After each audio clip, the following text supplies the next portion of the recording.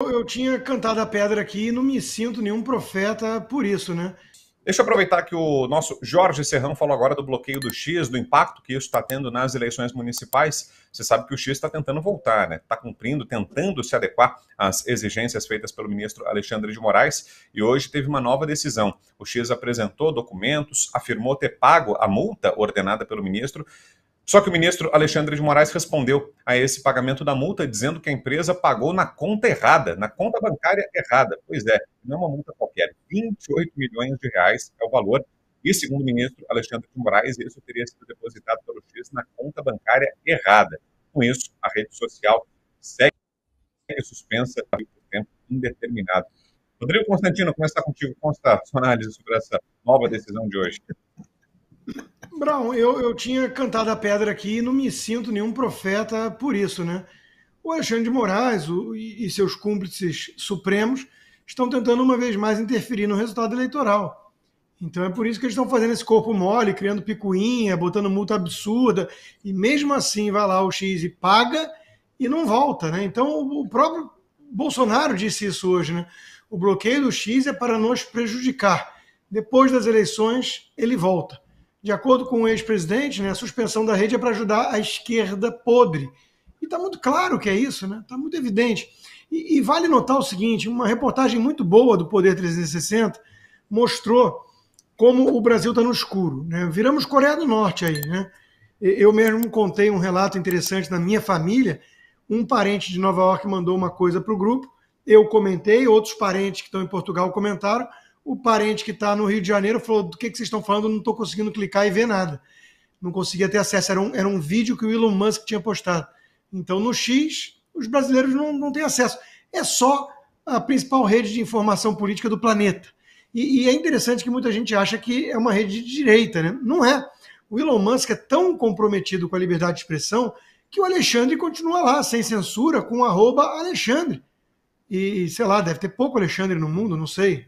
Eu gostaria de ser o @Rodrigo. Será que eu consigo? @Rodrigo? Deve ter pouco Rodrigo no mundo disputando isso. Mas o fato é que a Ali Khamenei está lá, a Kamala Harris está lá, o Lula está lá, todo mundo, o imitador de focas, está todo mundo lá no X, né? Então, não é uma plataforma de direita, é uma plataforma que admite conservadores e liberais, ao contrário de outras que cederam à pressão do sistema para cancelar, desmonetizar, criar shadow banning e, eventualmente, a censura mesmo. Então, o fato do Elon Musk permitir a participação de conservadores é algo intolerável, insuportável para esquerdistas, para jornalistas, Brown. Nós estamos falando aqui de jornalistas que aplaudem a censura.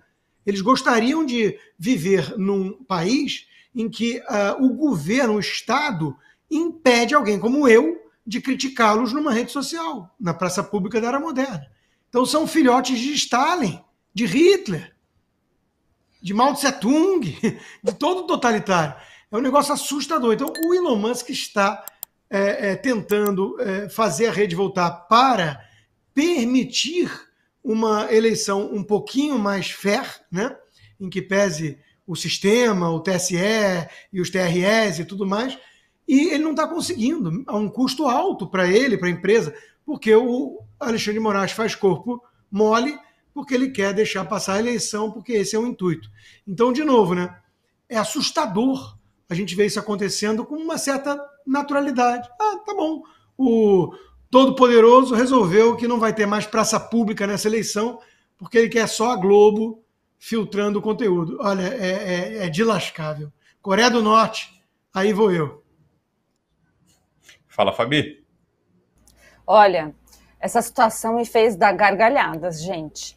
Quem é do meio jurídico aqui sabe, né? Quem nunca errou uma DARF? Só que uma DARF de 28 milhões deu vontade de desmaiar, sabe, Brown? É sério, aquela situação que você fala, meu Deus, imagina eu no escritório errar DARF de 28 milhões. Foi errado, porque olha só, o ex pediu para desbloquear a conta do Banco do Brasil. Vai lá, o Alexandre de Moraes, ministro, pede o desbloqueio, dá uma bronca, falando que ele já tinha pedido esse desbloqueio desde o dia 9 de setembro. Aí eles vão lá, pegam a DARF e emitem na Caixa Econômica Federal. Essa parte aí para infartar qualquer um. Tá, beleza. Só que, aí vamos para a prática. Se tratando, né, do importe, nós estamos falando de uma mídia social que tem muita relevância, se tratando do próprio ministro, se tratando das dimensões das coisas, a proporção que se tomou, vamos lembrar que o próprio ministro tirou, né, acabou, suspendeu, cancelou, aí tanto faz a palavra, o X no Brasil, numa sexta-feira às 19 horas. Então não tem desculpinha para ser fora do expediente, não tem, gente. A gente sabe que o ministro Alexandre de Moraes gosta de trabalhar, então não tem essa desculpa. O que ele fez na hora que ele viu isso? Ele foi lá e falou, erraram, oficio, né, e faça imediata, então mandou a Caixa Econômica Federal fazer imediata a transferência do valor de 28 e pouco milhões, né? Ninguém erra esse Pix na minha conta.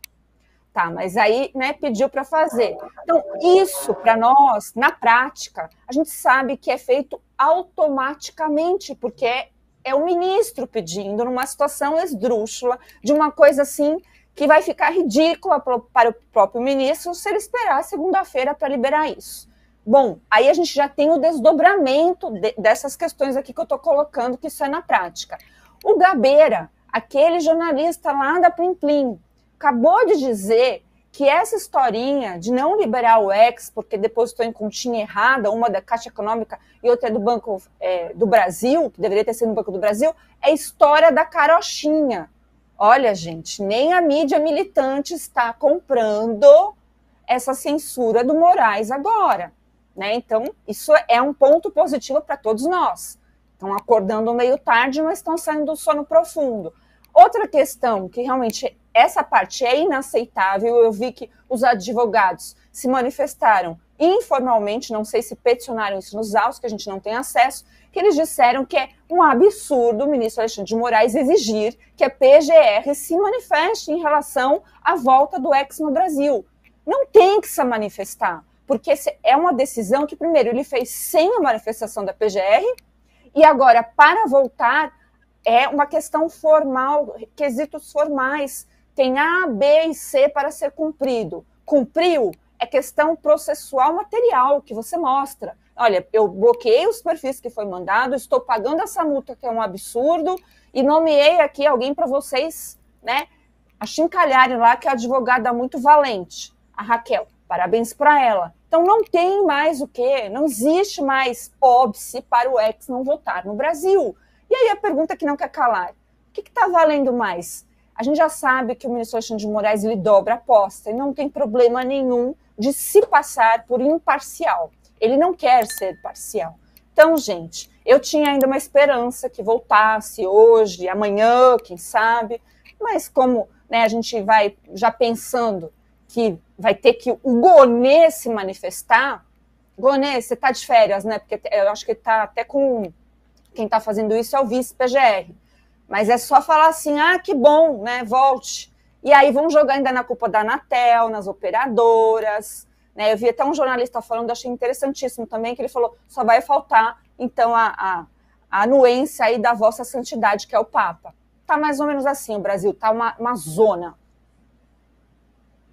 Agora, Serrão, e o segundo turno é só em 27 de outubro, então fico imaginando aqui que outras extravagâncias não vão aparecer até lá, né? Que outras exigências não vão ser feitas pelo judiciário brasileiro, né, Serrão? Pois é, mas o que está acontecendo e que é assustador e grave? O efeito colateral dessa censura feita ao X. Essa fatura será cobrada. E eu garanto, hein? Ela vai custar muito mais do que essa multa de 28 milhões. Muito, muito, muito, muito mais. Podem ter certeza disso. O Brasil vai pagar um preço caro. E é o Brasil. Vai pagar um preço caro por essa censura absolutamente inconstitucional e burra à rede social X. Isso é inaceitável. E agora, todos os requisitos atendidos, a volta tinha que ser imediata. Não tem desculpa para isso acontecer, mas o nosso modelo de juristocracia se supera. Só que essa superação, uma hora, vai acabar causando a superação do nosso modelo. É isso, é questão de pouco tempo histórico que teremos que aguentar. Nenhuma forma de opressão e injustiça dura tanto tempo. Em relação a essa multa, será bastante interessante a gente saber aonde vai parar esse dinheiro.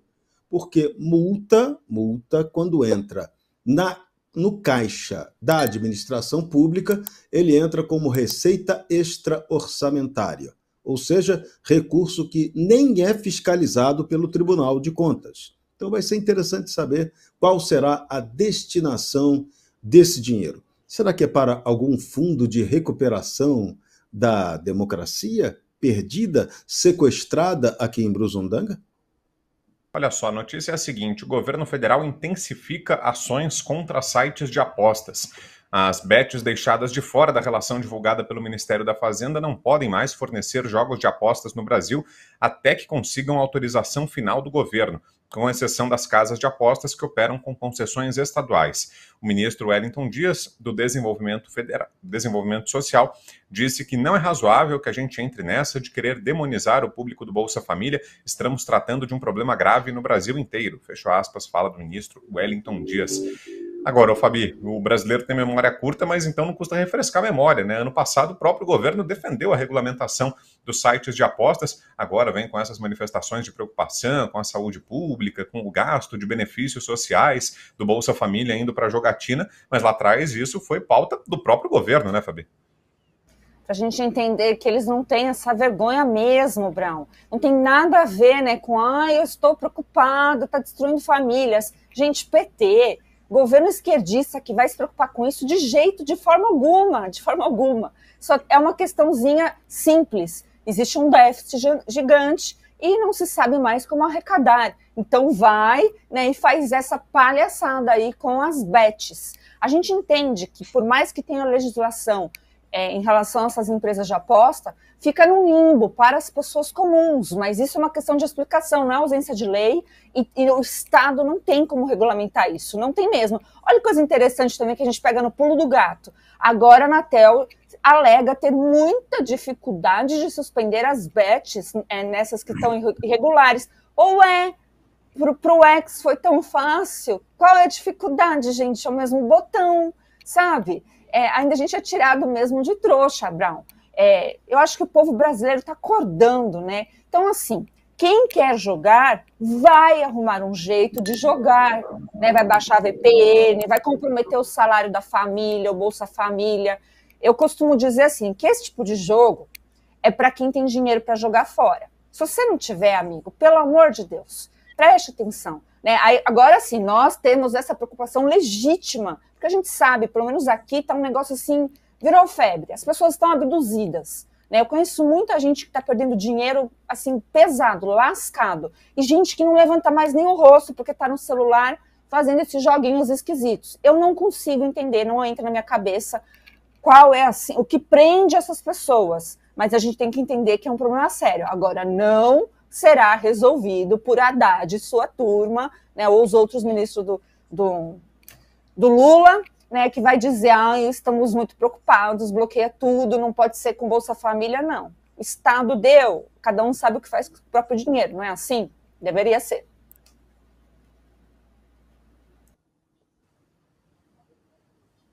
Não te ouvimos, Brown. Opa!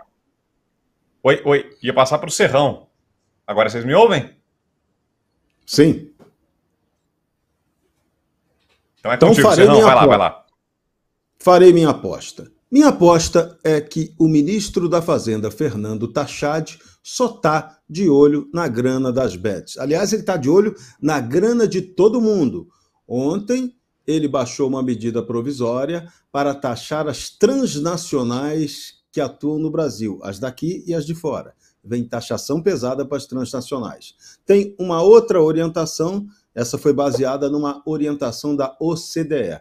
Uma mesma orientação da OCDE também pretende taxar as empresas de comunicação de rede social, internet e companhia limitada. Vem mais uma taxação. Tachad também pretende pegar a grana dos que eles chamam de ricos.